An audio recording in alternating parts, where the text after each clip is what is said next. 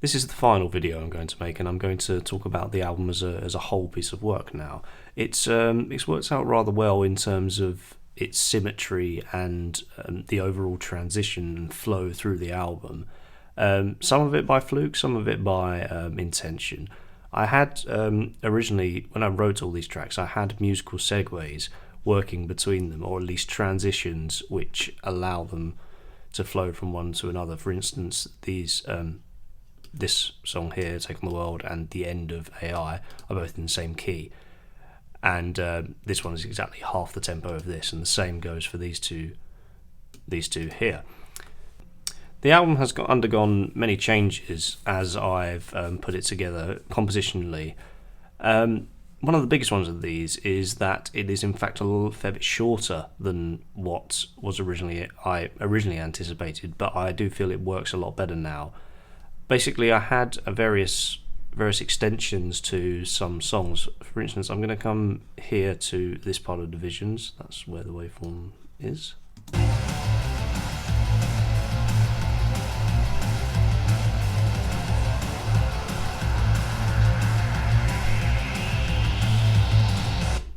This riff, originally what I had composed was the end of the second chorus here. It dropped right down, much in the same way Pendulum's The Tempest off the In Silico album does, and then rebuilded it at half time and then full time, and then did the same thing again later on, and the transitions felt a bit dragged out. So what I've changed rather is that it just goes straight into that riff, that middle 8 section. And it really keeps up the tempo and the sort of the intensity of the song. A similar thing occurred in Quicken the Pace, where there was a whole 2 minutes at the end of a completely different composition that kind of related to what was going on in the main song, but wasn't really close enough for me to merit keeping it there, to completely drop the tempo and then attempt to rebuild it again. It felt like it was unrelated and just almost like it should have its own piece of its own right. So that was replaced with a sound design interlude, which then worked its way in. I could then compose to then segue into this next song. So changing the fact that I introduced this piece here, this interlude, enabled me to change keys quite effectively, and thus there is a certain symmetry to the album. We've got 2 songs. You made the darker shade of blue and the darker shade of green, and then 2 instrumentals, the lighter shade of both those colours on either half of the album. So it's more like a record now with an A side and a B side. These changes in the album really help it to flow a lot better. The only break in sound material we ever hear at all is the change between the 2 halves.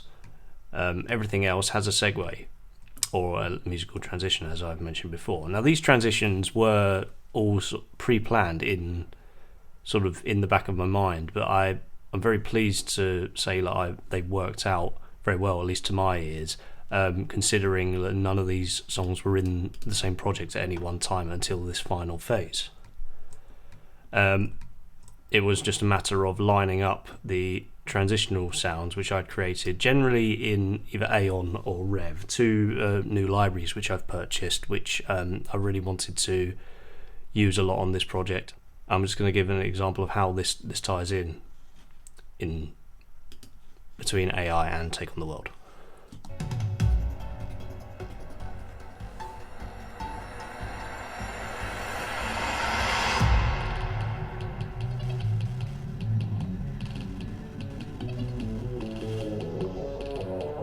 Now in isolation, if I take out the second track, just play,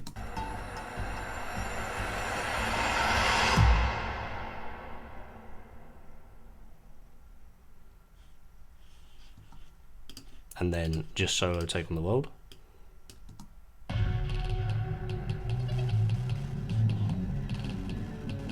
So these layered transitional sounds really help to keep the flow of materials throughout each half of the album. As I mentioned earlier in the blog, this does not really have an overarching genre due to the many differing styles of music within it. However, the harmonic and sort of compositional language remained relatively similar throughout. I have quite a warm and sort of dark production style, which certainly works for a lot of this material and the way I compose, but in terms of mainstream media, this would not be as successful, I do not think, because of its sort of darker, less inviting sound overall. Generally, a lot of chart music nowadays, for instance, is very polished, very with a lot of sheen. Coming back to the symmetry I mentioned before, the first half, the A side, if you like, is certainly a lot harder edged and a lot more drama than the B side, which is a lot smoother, a lot more relaxed, comparatively at least. There are elements of sound design which run throughout this entire EP, though. For instance, I have a go-to Monarch bass patch, which I have mentioned earlier in the blog, which appears on most of these tracks because it's sort of almost a signature sound of what I like my bass tones to sound like. I've included a lot of little production tricks here and there to attempt to sweeten the material. Some of these can be found on FabFilter's dub spots and Boy the Band's various videos on YouTube. Also, Computer Music do a lot of tutorial stuff. I've got a lot of their magazines which I've been reading through. And there's a lot of little sweetening things here and there to attempt to give sort of extra flavour to some of the tracks. For instance, I recorded a guitar line in just 8 notes in the middle of the second verse of Taking the World, and this might be it. This will be it.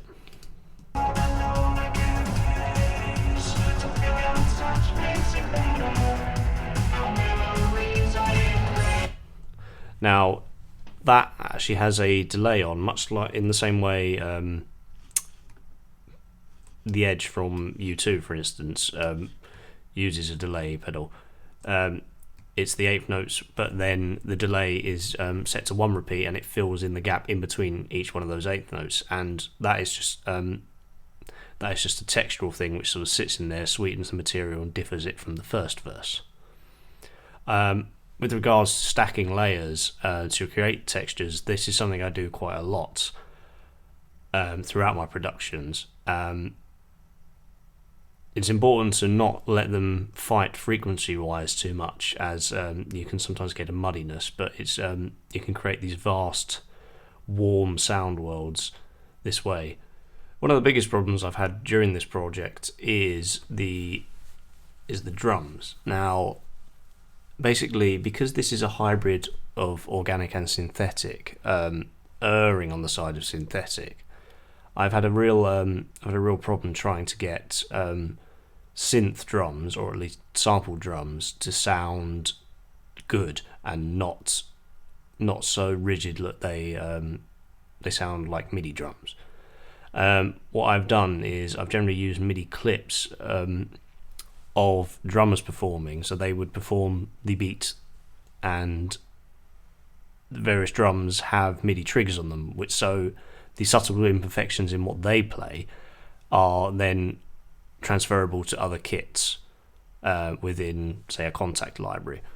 The problem with this is, of course, that it is a Kontakt library, and you can only get so much realism out of it. So what I've tried to do to overcome this issue is add a lot of extra samples and sort of confirm that this is in fact an electronic drum set with elements of human feel. Overall, instrumentation has been key in achieving the synthetic organic feel of the album. I've gone with some very some harsh instruments and some very pleasant ones at the same time to sort of play off one another. For instance, if I go with the example of Divisions, the chorus is compared to the verses. guitars,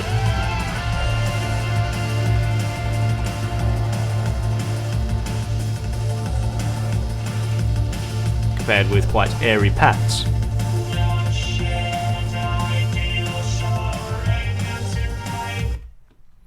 I'm going to speak about each song very quickly compositionally.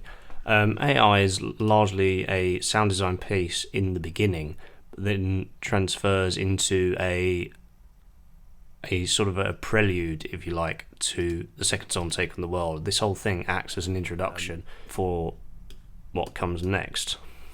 Take on the World would best be described as electronic rock. This, as previously mentioned in the blog, is a rework of old material from a band I was in many years ago. Now, I've attempted to keep a lot of the original sort of material, some of the harmonies, not necessarily original material, but the original lines at least, in the song. Long Going is a piece written in fifth and third species counterpoint largely. It does break the rules once or twice, because that's the direction I wanted the melodic line to go in, up until the last section, which takes influence from a Harry Potter score. Now this was largely designed as a transitional piece, but it's now kind of a piece of its own. Originally, this was designed to be just act as an interlude, but I've built it up to the same kind of level as some of the rest of the tracks. For instance, this interlude here later on is a lot more relaxed. It doesn't have anywhere near as much as frequency content as Long Going, melodic content. This is very sparse and acts as a transition. This has become a piece of its own right. As mentioned in the cello section, there is a score for Long Going, which was written a very long time ago. I've had discussions with my tutor, and basically we agreed that it certainly hits the tonic too early, and this final section, big crescendo, you can see here on the waveform, feels a bit dragged out. Just going to play an example of it here.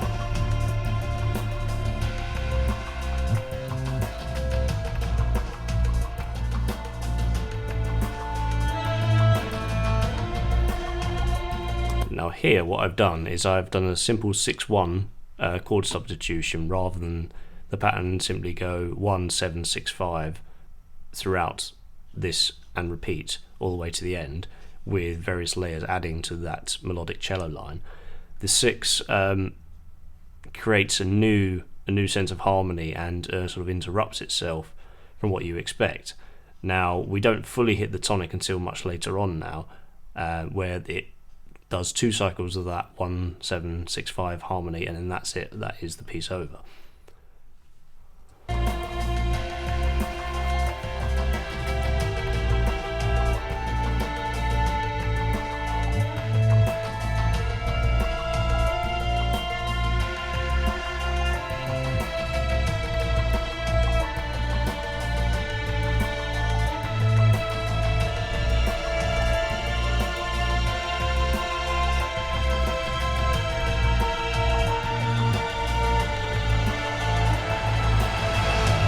And now we finally hit the tonic. So this really helped to sort of maintain interest rather than this section to feel really dragged out. Division seeks to really close off the first half with a bit of a bang. It's quite an aggressive song in terms of its overall sound. Production, I've had to really work this one to get it to sound the way it is. A lot of compressed guitar layers and synth layers working together. They do like to interfere with each other in terms of frequencies, and that's been really painful to mix. But I think it's worked out rather well, and it certainly has a large sonic impact. After the first half, quicken the pace is quite a nice way to begin the second, starting off with a very simple drum beat.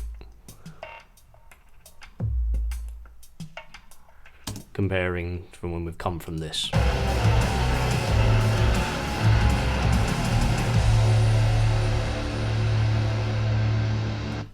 A welcome break from the onslaught. A lot of this first half is very high octane, and it's I think it's quite nice to give the listeners an opportunity to sort of take stock of everything so far. Hence, a lot of the stuff in the second half is a lot more relaxed. Not necessarily in terms of tempo, but at least in terms of aggression.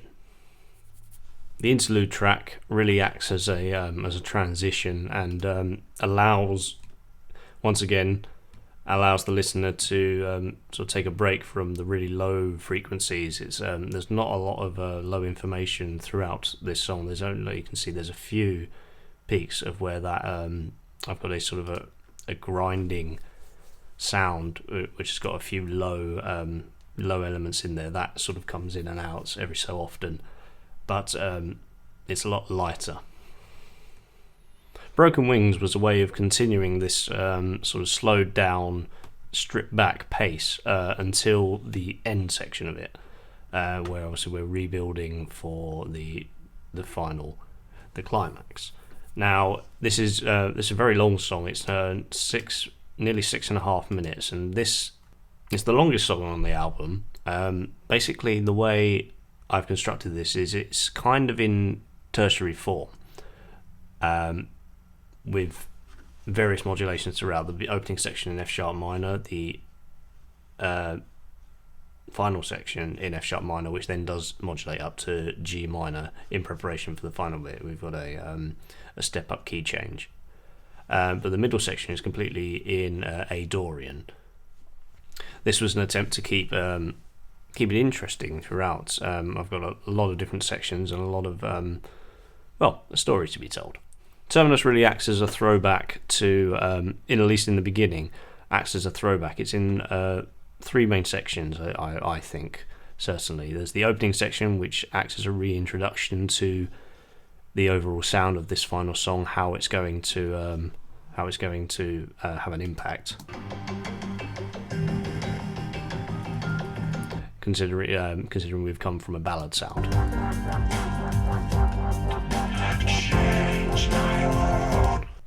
This middle section acts as a sort of throwback to everything else which has come before in the album. There's a repetition of chord sequences which have occurred before. I'm just going to play it now and just mention as we go where each part is from.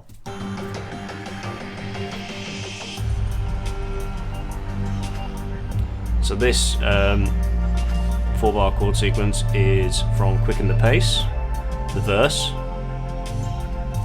back to the 6-7-1, which is explored in both AI and Take on the World. Here we're now into Broken Wings.